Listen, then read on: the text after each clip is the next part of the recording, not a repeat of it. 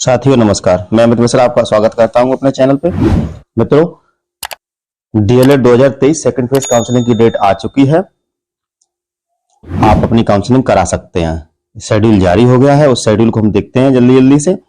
ये विज्ञप्ति आई है पीएनपी द्वारा। इसमें ये दिया गया है संस्थान का विकल्प भरने की तिथि 26 से 31 अक्टूबर तक है। 26/10/2023 से साय 31/10/2023 तक है। इसमें 1 से लेकर के 3,36,000 यानी सभी को मौका दिया गया है। 1 से लेकर के 3,36,572 तक फेज 1 में प्रवेश न पाने वाले एवं रैंक 2,40,000 के बाद, यानी जो लोग नहीं पा पाए थे प्रवेश, जिनका प्रवेश नहीं हो पाया था वो भी इसमें भाग लेंगे, और जिनका जो 2,40,000 के बाद गए हैं वो भी इसमें भाग लेंगे। इनको अलॉटमेंट लेटर 1 नवंबर को मिल जाएगा, यानी 26 से 31 अक्टूबर तक इनको चॉइस फिलिंग करनी है अपने स्कूल से, या डाइट में भी सीटें थोड़ी बची हैं वो चॉइस फिल इसमें करेंगे। और 3 नवंबर से लेकर के 18 नवंबर तक आपका डॉक्यूमेंट वेरिफिकेशन होगा। ये सिर्फ 5 दिन की प्रक्रिया है। 26 से लेकर के 31 तक आपकी चॉइस फिलिंग होगी। ध्यान दें सभी लोग, 26 से लेकर के 31 अक्टूबर तक, ये 26 से लेकर के 31 अक्टूबर तक मात्र चॉइस फिलिंग आपको दिया गया है। 5 दिन का समय। 1 से लेकर के 3,37,000 सभी रैंक, सभी को 1 से लेकर के जिसका जो है सिर्फ फॉर्म भरा हो डीएलएड में, वो सभी जो है चॉइस फिलिंग 5 दिन के अंदर कर सकते हैं। उसके बाद अगर छूट जाते हैं, उसके बाद फिर मौका दिया गया 2/11 से 5/11 तक। किनको? रैंक 1 से 3,36,572 तक के पिछड़ा वर्ग, अनुसूचित जात, अनुसूचित जनजाति तथा विशेष आरक्षण श्रेणी के प्रवेश आवंटन न पाने वाले अभ्यर्थी।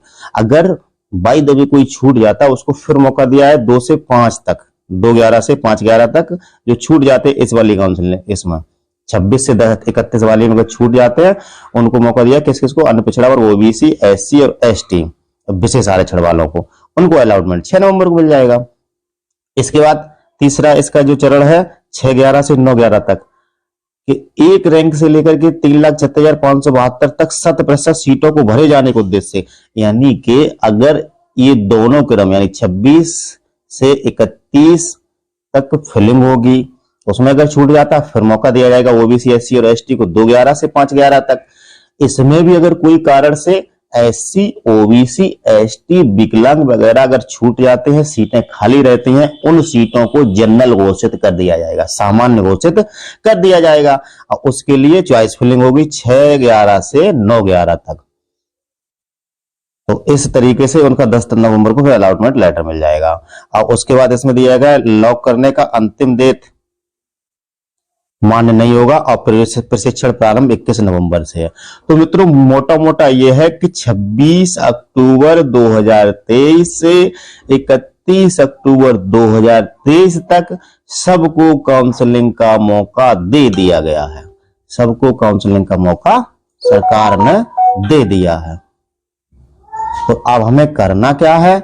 हमें अपनी चॉइस फिलिंग करनी है। कब से? 26 तारीख से 31 तारीख के बीच में काउंसलिंग करवानी है, चॉइस फिलिंग करनी है, 5,000 की फीस जमा करके। उसके भी नीचे दिए गया है कि समस्त तीर्थ छात्र अभ्यर्थियों को मेरिट स्टेट रैंक वेबसाइट पर उपलब्ध। अपनी स्टेट रैंक देख सकते हैं जो लोग नहीं देखे हैं।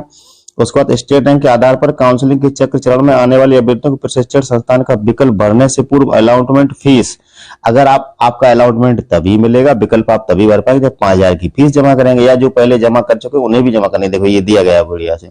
अभ्यर्थियों को प्रशिक्षण संस्थान का विकल्प भरने से पूर्व अलॉटमेंट फीस 5,000 रुपए मात्र ऑनलाइन भुगतान करना अनिवार्य होगा। भुगतान के पोस्ट कंफर्मेशन होने के उपरांत अभ्यर्थी अपनी पसंद के प्रशिक्षण संस्थान का विकल्प ऑनलाइन पूरित कर सकेंगे। यानी विकल्प आप तभी भर सकेंगे जब 5,000 की फीस जमा कर सकते हैं। तो जल्दी जल्दी फीस जमा करें। फेज 1 की प्रक्रिया के अंतर्गत ऐसे अभ्यर्थी जो आवंटित संस्थान प्रशिक्षण संस्थान के सापेक्ष प्रवेश नहीं लिए हैं, वह गतिमान फेज 2 की प्रक्रिया में रिक्त सीटों के लिए पुनः अलॉटमेंट फीस 5,000 पहले में जिन्होंने नहीं लिया उनका 5,000 फिर दोबारा जमा हो। ये नहीं कुछ 5,000 में हुआ, ये पहले रहता था लेकिन इस बार ये नियम बदल दिया गया है।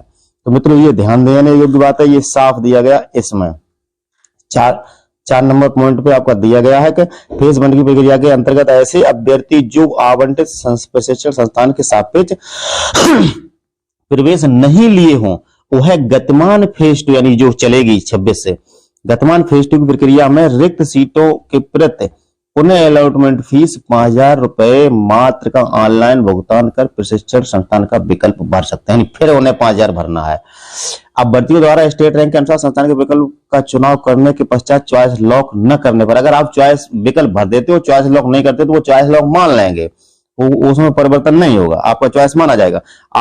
आवंटित प्रशिक्षक संस्थान में अभिलेखी जांच प्रवेश की पुष्टि हेतु अलॉटमेंट लेटर प्रिंट करने हेतु अभ्यर्थी को पुनः 5,000, यानी जब आप आवंटन आपको हो जाएगा तब आप सत्यापन के लिए जाएंगे, उसके लिए अब जब लेटर निकालें तो 5,000 फिर जमा करना पड़ेगा, ऑनलाइन भुगतान करना पड़ेगा। भुगतान पूर्ण होने के उपरांत ही अभ्यर्थी आवंटित प्रशिक्षक संस्थान का आवंटन अलॉटमेंट प्रिंट कर सकेगा। अलॉटमेंट लेटर आपका तभी प्रिंट होगा, जैसे ये मोटी मोटी भाषा में समझिए कि आपको 5,000 रुपया फीस जमा करेंगे तभी आप स्कूलों का विकल्प दे सकेंगे। और अलॉटमेंट लेटर आपका तभी निकलेगा, अलॉटमेंट दिखाएगा तो आपको ये विद्यालय मिलेगा, लेकिन लेटर आप तभी निकाल पाएंगे जब दूसरा 5,000 जमा कर देंगे, दोबारा 5,000 जमा कर देंगे। और पहली काउंसलिंग जो छूट गए हैं 5,000 जिन्होंने जमा किया था, उनको भी दोबारा से 5,000 जमा करना पड़ेगा, वो 5,000 उनका खारिज हो गया।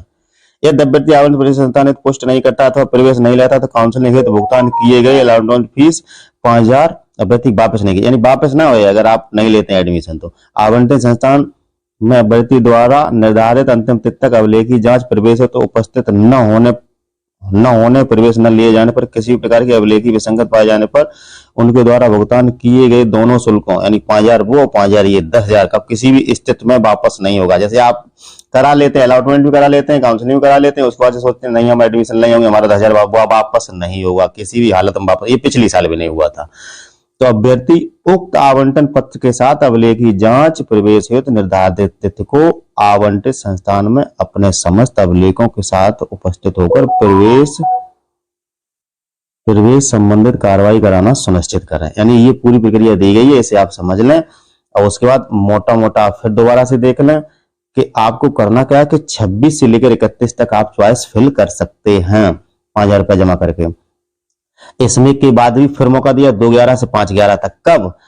किन किन को? अन्य पिछड़ा वर्ग, अनुसूचित जाति, अनुसूचित जनजाति के जो उनको जिनको नहीं आवंटन हो पाता है वो 2/11 से 5/11 तक कर सकते हैं।